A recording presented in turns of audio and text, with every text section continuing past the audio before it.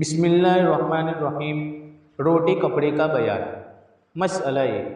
بیوی کا روٹی کپڑا مرد کے ذمہ واجب ہے۔ عورت چاہے کتنی ہی مالدار ہو مگر خرچ مرد ہی کے ذمہ ہے اور رہنے کے لیے گھر دینا بھی مرد کے ذمہ ہے۔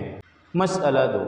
نکاح ہو گیا لیکن رخصتی نہ ہوئی تب بھی روٹی کپڑے کی دعوے دار ہو سکتی ہیں، لیکن اگر مرد نے رخصتی کرانا چاہا پھر بھی رخصتی نہیں ہوئی تو روٹی کپڑا پانے کی مستحق نہیں، یعنی روٹی کپڑا پانے کی حقدار نہیں۔ مسئلہ تین، بیوی بہت چھوٹی ہے کہ صحبت کے قابل نہیں تو اگر مرد نے کام کاج کے لیے یا اپنا دل بہلانے کے لیے اس کو اپنے گھر رکھ لیا تو اس کا روٹی کپڑا مرد کے ذمہ واجب ہے،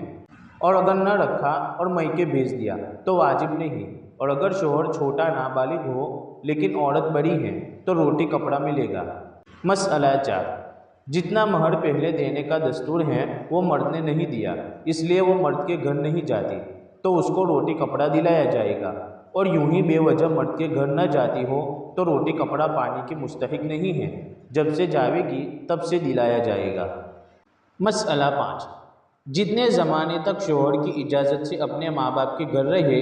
اتنے زمانے کا روٹی کپڑا بھی مرد سے لے سکتی ہیں۔ مسئلہ چھ، عورت بیمار پڑ گئی تو بیماری کے زمانے کا روٹی کپڑا پانے کی مستحق ہے، چاہے مرد کے گھر بیمار پڑے یا اپنے میکے میں، لیکن اگر بیماری کی حالت میں مرد نے بلایا پھر بھی نہیں آئی تب اس کے پانے کی مستحق نہیں رہی، اور بیماری کی حالت میں فقط روٹی کپڑے کا خرچ ملے گا۔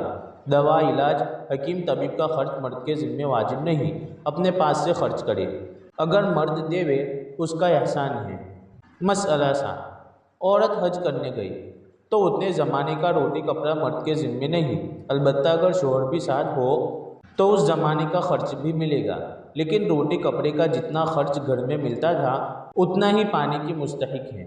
جو کچھ زیادہ لگے اپنے پاس سے لگاوے، اور ریل اور جہاز وغیرہ کا کرایہ بھی مرد کے ذمہ واجب نہیں ہے۔ مسئلہ آٹھ، روٹی کپڑے میں دونوں کی رعایت کی جائے گی۔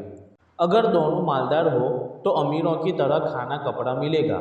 اور اگر دونوں غریب ہو تو غریبوں کی طرح، اور اگر مرد غریب ہو اور عورت امیر، یا عورت غریب ہے اور مرد امیر، تو ایسا روٹی کپڑا دیوے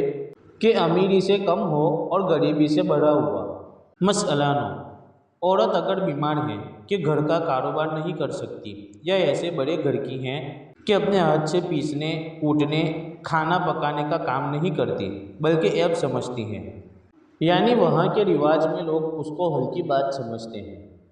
تو پکا پکایا کھانا دیا جائے گا، اور اگر دونوں میں سے کوئی بات نہ ہو تو گھر کا سب کام کاج اپنے ہاتھ سے کرنا واجب ہے، یہ کام خود کرے، مرد کے ذمہ فقط اتنا ہے کہ چولہا، چکی، کچا اناج، لکڑی، کھانے پینے کے برتن نہ دیوے، وہ اپنے ہاتھ سے پکا دیوے اور کھاوے۔ مسئلہ 10، تیل، کنگھی، کھلی، صابن،